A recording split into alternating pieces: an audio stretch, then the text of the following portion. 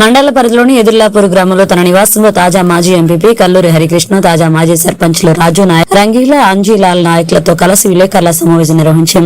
విలేకరులతో ఆయన మాట్లాడుతూ గత ప్రభుత్వంలో గ్రామాలలో ఎలాంటి ఇబ్బందులు లేకుండా పారిశుద్ధ్యం చేస్తూ పచ్చదనం పరిశుభ్రత అనే నినాదంతో చెట్లను నాటిస్తూ గ్రామాల్లోని ప్రతి గల్లీలోని ఎప్పటికప్పుడు క్లీన్ చేస్తూ చెట్లు నాటిస్తూ ట్రాక్టర్ల ద్వారా చెత్త సేకరించి ఊరికి దూరాన డంప్ చేయించి ప్రజలను ఆరోగ్యవంతులుగా ఉంచడం జరిగిందని, నేడు గ్రామాల్లో పారిశుద్ధ్యం లోపించి ప్రజలు అవస్థలు పడుతున్నారని, ప్రభుత్వం ఇచ్చిన హామీ మేరకు బీసీలకు 42% రిజర్వేషన్ కల్పించి త్వరలో స్థానిక సంస్థల ఎన్నికలు జరపాలని ఆయన డిమాండ్ చేశారు.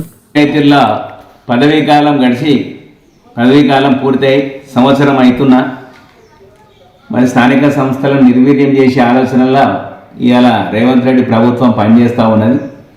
మరి ఏదైతే ఆయన ఎన్నికల్లో ఇచ్చినటువంటి హామీల ప్రకారం రిజర్వేషన్లకు పోయి తక్షణమే గ్రామాలలో ఎన్నికలు నిర్వహించాల్సి వచ్చినటువంటి పరిస్థితి. మరి కేసీఆర్ గారు మరి స్వపరిపాలన దిశగా ఆ రోజు తాండా గ్రామ పంచాయతీలుగా చేయడం జరిగింది.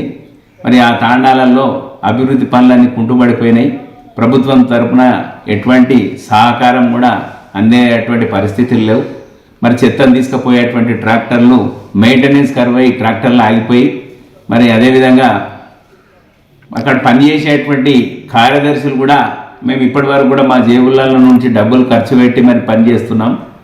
మరి ప్రభుత్వం ద్వారా ఎటువంటిది వస్తలేదు అంటే గ్రామాలలో మరి పారిశుద్ధ్యం విషయంలో కానీ పచ్చదనం విషయంలో కానీ పూర్తిగా మరి నిర్వీర్యం అయ్యేటువంటి పరిస్థితుల్లో 10 సంవత్సరాల నుంచి నిర్మాణం చేసుకున్నటువంటి గ్రామాలను 10 సంవత్సరాల నుంచి తయారు చేసుకున్నటువంటి పల్లెలను మరి ఈ ప్రభుత్వం నిర్లక్ష్యంతో మరి సకాలంలో ఎన్నికలు నిర్వహించక మరి గత 30-40 సంవత్సరాల క్రితం ఉన్నటువంటి గ్రామాల మాదిరిగా మారిపోయేటువంటి పరిస్థితులు ఉన్నాయి.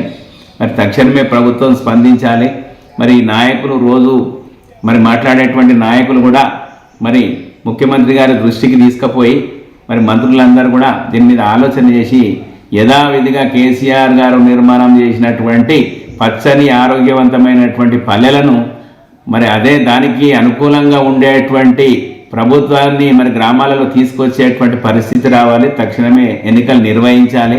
మరి ముఖ్యమంత్రి ఇచ్చినటువంటి హామీ ప్రకారం రిజర్వేషన్ల ప్రక్రియ కూడా త్వరితగతంగా జరిగిన తర్వాతనే ఎన్నికలు నిర్వహించాలని చెప్పేసి డిమాండ్ చేస్తా ఉన్నాం.